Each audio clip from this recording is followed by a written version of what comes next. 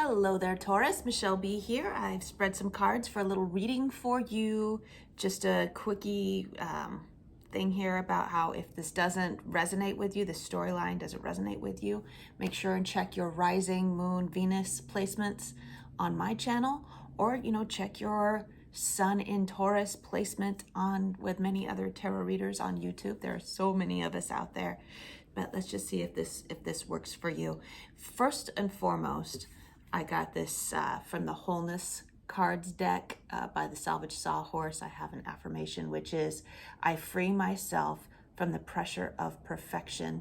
My appearance and productivity are not a reflection of my worth. And right now, at the time of this recording, we are still coming toward the end of Virgo season, which is a lot about perfection, having everything just right down to the smallest detail. And I can see that that's something that is getting to you. You're like, if I can't do it the right way, I don't want to do it. and you're an all or nothing kind of person, Taurus, for sure. And once you decide, because you know that once you decide to do something, you're going to be stuck with it for a while. That's what you're doing. I just want to be good at it. I want to be successful. You're coming out of a period of a lot of success, with the Six of Wands being here, a lot of support, a lot of success, and a lot of fun, and feeling really lit up about what you've been doing. But you're feeling like you're in a transitional time right now, where you're like, what's gonna come next, and will I be good at that? Are my best days behind me? I feel like you've come to a point where you're like, you've limited yourself. Like, this is as far as I know. Everything I know is here. And if I want to go bigger, that's kind of scary. If I want to push myself further, but you're being told to embrace being a young, vulnerable apprentice in everything you do, every step you take forward. That's what life is all about. Transitioning and learning how to adapt to new environments. And that passion, that drive that you have deep inside of you that makes you want to do more is calling you. Because that's what keeps us alive. That's what makes life really, really fun. So let's look at the internal landscape of what's going on with you at present, and then we'll talk about the advice that the cards have for you. We got the Two of Wands, right? And I think that goes really well with the phase that you just went through, where you were doing pretty well and feeling like you're a novice at moving on to the next phase. This could be in the realm of career, of whatever projects you're working on, and it can also be, because I focus on these things, it can also be on love. These are the things that I like to focus on: career, loving romantic relationships, and creative projects, because it's all about living from your heart, living from your passion. So this is the way that the cards speak to me. So internally, you're like, what's next? Which way should I go? I don't know. I'm not ready to commit to anything until I know that I'm going to be successful at it. And then we also have the Death and the Moon cards, both major arcana, which are significant. Like you're noting a significant change. Something is ending, right? It is time for you to move on. It's time for you to make a choice. But you're like, I don't know if I can handle it. And it's kind of got you down. You're not sure if you can handle the next phase. All right. So the moon is like this feeling of illusion.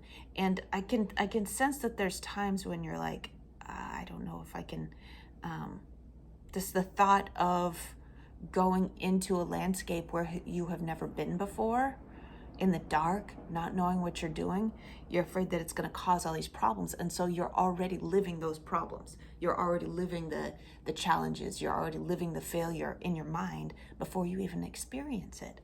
Now, if you're like trying to start a new relationship, thinking about starting a new connection, you're like, but what if they reject me? That's what the moon is representing. It's representing if you're like leaving a former relationship that wasn't working for you anymore, transitioning, or maybe you're in a relationship that's going to the new next phase. I'm talking about all these like transitions, death of what was before and beginning of what's going to start.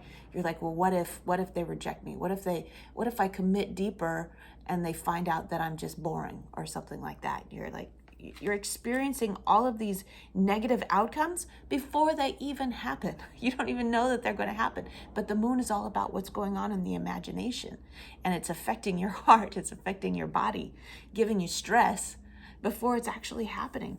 And then finally, in the internal landscape, we have the Queen of Wands, but she's in the reverse.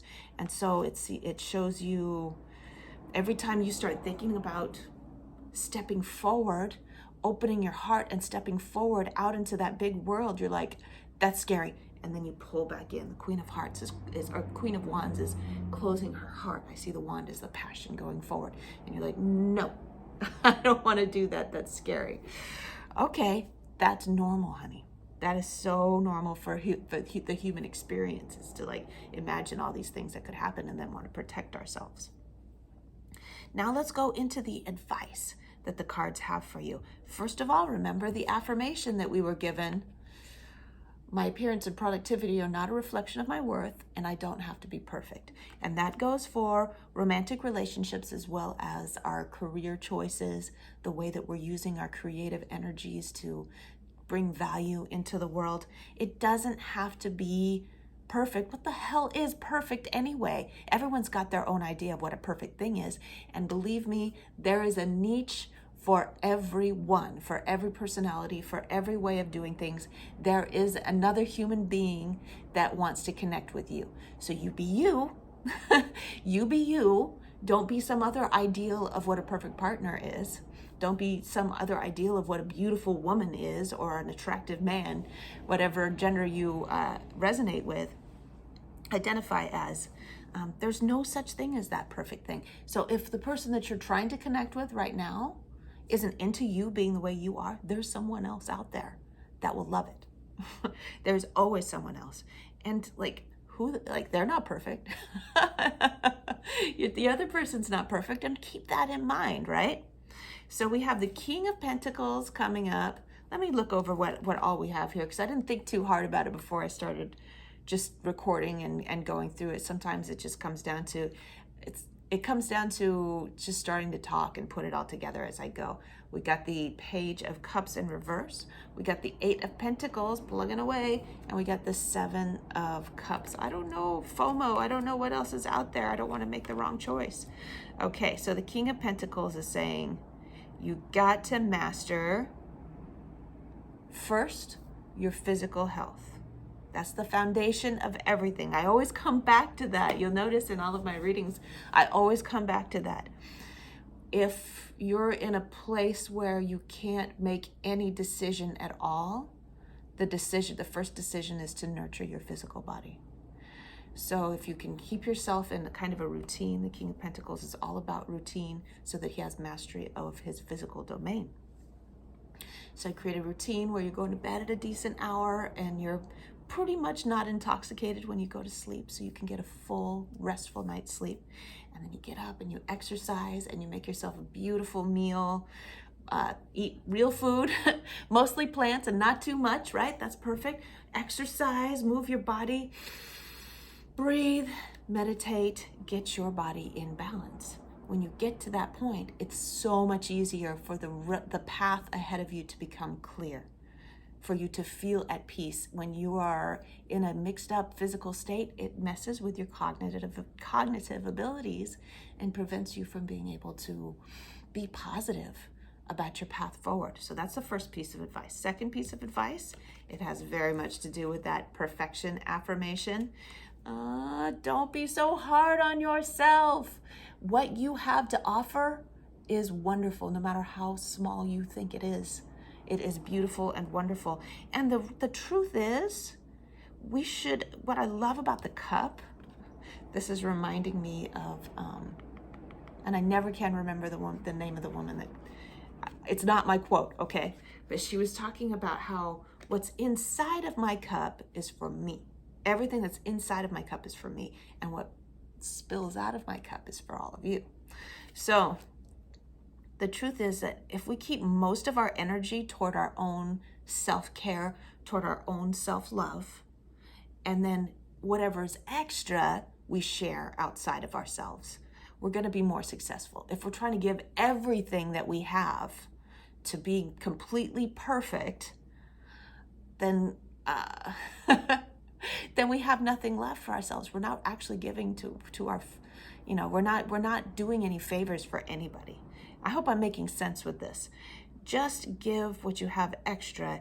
Don't give everything fully, 100%, completely. Make sure you keep plenty of love and time for you, okay? So when you're making these choices that you are, even if it's like career-oriented, whatever creative project you're working on, make sure that you're always taking care of you first. And then when you have extra time, do a little bit. This is the card of just doing a little bit, okay? A little bit at a time. 8 of Pentacles on a regular basis. It's interesting that the 8 of Pentacles came up with the perfection card, with the affirmation about not having to be perfect, because he's all about the details. This is very much a Virgo card for me, all about perfecting the details in an artisanal way. So what little things can you do to improve the quality of what you do, improve the quality of what you present to other people? Like if you're trying to connect with someone else, how you present yourself. Here's another quote that is not mine, but it came off of someone's, a gentleman's online dating profile. It was like, yeah, we're all busy. We all have the other things to do. But when I'm with you, I give my full attention to you. I was like, damn. So I was like, I gotta get with that guy. But it's like, give your full attention when you're with someone. And that's enough, right? That's enough to give your full love, your full attention when you are with them. You don't have to go over the top. Make sure and keep your cup for yourself. But when you are with them, give them your full attention. That's all you have to do. And it could be 1 hour here, 1 hour there. You don't have to spend your whole day preparing something really, really fancy for them in order to get their attention, making yourself out like getting a boob job and, making yourself out to be this perfect person. Just a little bit at a time, but make sure what you do is very good. Little bit, but very good. Finally, we have the 7 of Cups for your advice, and that is the 7 of Cups is about the whole decision thing. And I feel like it's like I could do this, I could do this, I could do this, I could do this. There's lots of distractions. But if you become very, very quiet, you know the answer to everything. Yes, yeah, that's the message that wants to get through to you. There's so many options of how you can possibly spend your energy. There's so many worries that you could possibly have. What if this happened? What if that happened?